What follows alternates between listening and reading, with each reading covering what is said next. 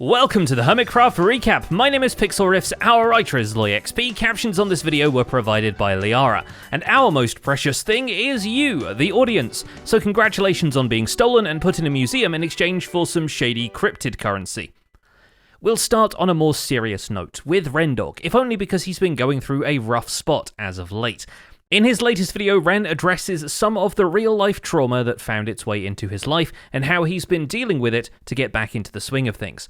This feels necessary for us to bring up, for one, to gather some sympathy towards his plight, and for two, because throughout the video, Ren actually shares some helpful advice about the methods of dealing with trauma, including from personal experience.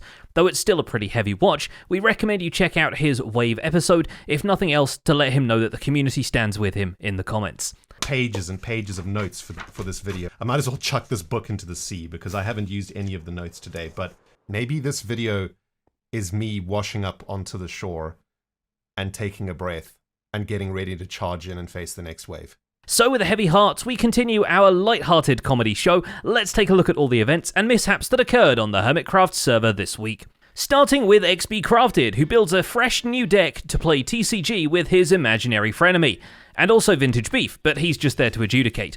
And somehow, through a full scene of animated shenanigans, neither of them notice a ninja appearing and changing the scoreboard while their backs are turned. I was trying to play it strategically. That's totally a word. That's a word, yep. He won and just like peaced out. It's like dropping the mic and walking away. Right.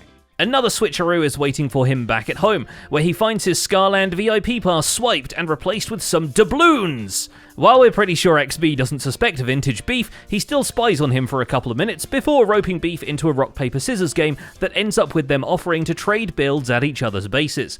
After all, Beef has significant zoo building experience, and XB makes a good neighbor. But what if I take it and run away? No. You can't do that. You're a nice guy. Dang it. I was hoping you didn't know You that. got me there. What he caught Beef doing was working out the cards for the physical TCG decks that will be shipped out later this year. With his Woodland Retreat built, Beef has gone back to firing on all cylinders with TCG development. There's one effect card left to build, although we're pretty sure the ability to throw an egg at one of your own cards is a sign this game is perfect. The egg card. After your attack, choose one of your opponent's AFK hermits to make active. So yeah, you kind of wake an AFK hermit up from its AFK slumber with an egg card. He explains a few of the other cards, including the Goat Father and the Jingler abilities, for those of you who aren't up to speed, and after updating the bracket, he returns home to formally install his trophy cabinet and stash his doubloons in the workshop/cellar. If I ever need to buy something with gold coins, then I'll know where to find them. And just in time, a mystery from last week reveals itself. It turns out the person who's been assembling the list of everyone's favourite things is not Mary Poppins after all. But these things, I've had some people wonder who they were. It's like, were they Grian? Were they ZF? Or were they Cleo? No, they were definitely me. Zombie Cleo has been leaving carts at everyone's bases demanding their most unique collectibles from the past year. And now they're back to uniquely collect those themselves and leave behind a baggie of the ever-valuable doubloons. Not sure what these are good for, but since they are the rightful monarch, I suppose Cleo can issue their own currency. Highlights of the loot include Impulse's collectible beard, Uncanny Valley B-Dub's head, XB Crafted's Golden Scarland ticket, Azuma's No Corrales remix that they had to dive into lava for, and, I quote, until recently, the worst thing Scar has ever done. The royal collection is then displayed at the entry hall of their Atlantis castle, where each of the donors can visit them and pine. I think this is really cool. I think this was a really good idea, and I feel kind of bad that I've taken everything from people. But you know what? They wouldn't have shown it to me if they didn't want me to take it. That's the rules. But when Joe Hills realises the British Museum has no intention of returning his precious netherite hoe, he winds up staging a pair of heists, one where he breaks into Mumbo's redstone thing and leaves the doubloons Cleo had left him, pedestal and all, and the other much grander one after he steals back his netherite hoe and replaces it with a totally undetectable forgery. So this one is called 20th of March Stream Day. So we're going to name this one 20th of March Stream Day Forgery. Perfect.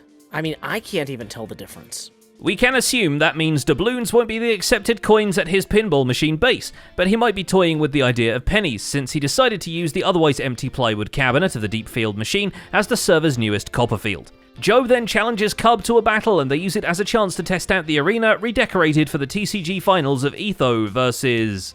Etho versus XB Crafty. I think that's what the C stands for. Who can tell? Who can tell? Upgraded features of the venue include a new floor, automatic popcorn for competitors that may have been installed without Cub's knowledge, and a secret clubhouse for victors.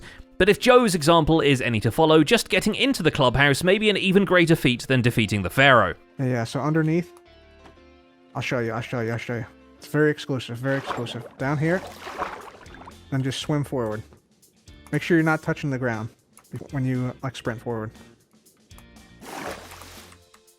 Very tricky. It's very tricky. It doesn't help that I can't see with the pumpkin on my head. Hermit helping hermits makes itself singular again this week as Cleo and Joe team up to do as much placing and removing of birch planks as possible, so that Joe will have to do as little sand harvesting as possible in return. Guess he wanted to have a teacher triple check his work before he had to draw another circle. Inspired by the collectibles ordeal, Cubvan135 investigates his assorted possessions, having realised that he's been burdened by a significant stash of the Easter egg hunt memorabilia. Remember, from when every hermit hid a ton of egg versions of themselves all over each other's bases. Aiming to start his own museum of egg, Cub extends the public walkway to across Joe Hills' base, but hits a bit of a roadblock with, shall we say, the supply line. I was about to start building this museum, but then I realized, we want to make it out of bricks. So I went to my base, gathered all of our bricks. Turns out, we got 19 bricks. This feels almost surreal to hear from him after the long sequence of him restocking the Total Chaos minigame for another mighty PvP round, given that the Entropy Arena requires a whole fury of various materials to run until it inevitably floats its creator into the lava ceiling. No! She's too strong! She's just too strong! Woo-hoo-hoo, man! That was by far, I would say at least, the most chaotic round yet. Azuma Void arranges a slightly less deadly floor plan for his iBuy level, though hunting for more of the potential merchandise leads him to no less destructive ways. Starting from the idea of selling golden apples, X rediscovers his oak farm from earlier in the season.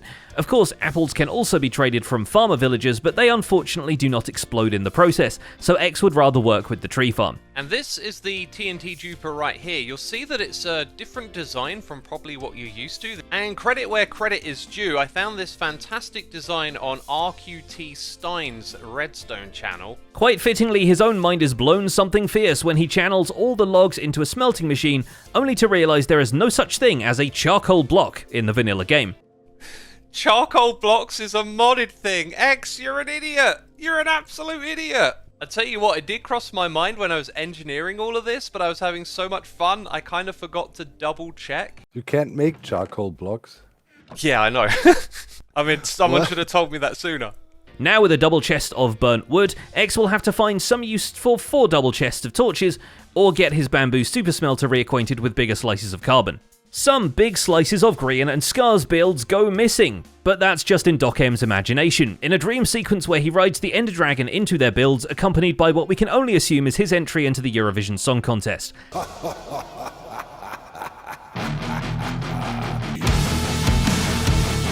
We're only slightly less worried when he wakes up and immediately goes to collect 5 stacks of Wither Skulls from Impulse's base and takes the scenic route back.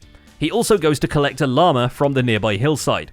I told you, at some point, this elevator will be crucial. What exactly he wants to do with 320 Wither Skulls and a llama soon becomes clear. His hive mind friends have galaxy brained together a machine which can coax a wither into firing skull projectiles he can then bend to his own whims. He initially plans to use them to terrorize Scar and Grian, but there are all kinds of potential resource farming uses later. The setup actually requires a live shulker though, so the one that's been sat in a glass box at spawn for almost a full year finally gets a new home. Although we're not sure being made into a hat for the Wither is any better. Doc's hubris almost comes back to throw fireballs at him during the trip home, but it's all worth it for iJevon and Vintage Beef's reaction to the machine operating at 1/64th capacity. So yeah, so that's the thing. Right now we have a stable situation. And now comes actually the crazy bit. This is all just... only 10 more in. Yeah, no.